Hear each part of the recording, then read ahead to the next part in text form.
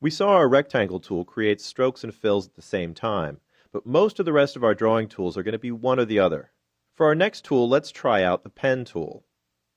I'm going to go up here, and I just clicked and held down on the tool, and I'm going to choose the pen tool from the top of the stack. Now, the pen tool is a very traditional vector drawing tool. The way it works is you actually go over and click with the pen tool to start drawing. So I'm just going to click right over here.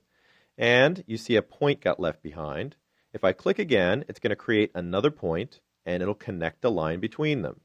You can see this is a blue line, and it reflects all of the settings we have for our previous stroke, including the thickness.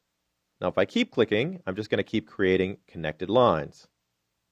If you want to use this tool to create curved lines, we'll have to do something else.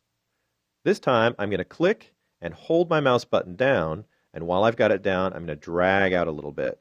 And you can see what we get here is a little handle. This handle allows me to control the curvature of the line connecting those 2 points. So, based on whether you want a curve or a straight line, you can either just click or click and drag. Let me try that a few more times. I'm just going to click and drag out here, and you can see I've connected with that curve on the last line. I'll click and drag again, and I can even close the curve by going back to my original point. The cursor indicates a little circle there, which shows me that my curve is going to be closed. And again, I'll just click, and I can drag out a little bit to affect that curve handle there, just like the others. This type of vector that we're drawing is referred to as a Bezier curve. And we see these little handles here. Those are referred to as Bezier handles. If you've drawn a curve and you'd like to modify it, let's switch tools. We'll go over to the Sub-Selection tool. This tool is specifically for grabbing points and handles created by the pen tool. I can grab any of the points that we've created and move them around, and you can see that that modifies my curve.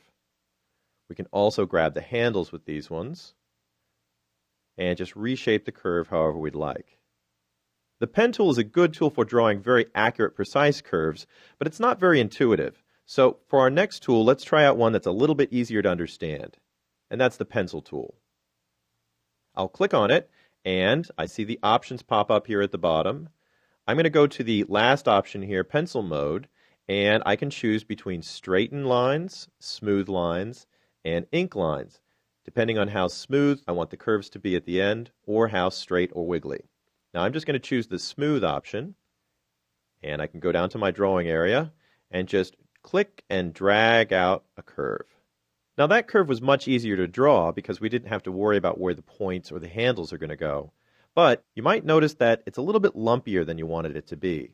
That's okay, because if we go back and select our curve, I'll just choose my normal selection tool.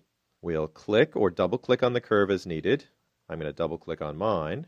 One of the options that we have for the selection tool, once we have something selected, is a smooth or straighten option. And I can basically just click that to apply some smoothing to the line.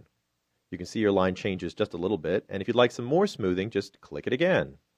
Now my curves are looking a lot more smooth. They're almost as smooth as what we drew with the pen tool. The curve the pencil tool draws is also a Bezier curve, and we can prove that by going back to our sub-selection tool and clicking on the line that we drew with our pencil tool. You'll notice that even though we didn't create them, this line does have points, and if I click on the points, I do have handles, so I can modify this curve the same way as we modified the pen tool curve. In fact, they're exactly the same type of curve. Now, we don't always have to go back to the sub-selection tool to modify our curves, though. We have a better way. Let me go back to the selection tool. Now, we're thinking of this as just a tool that we select things with.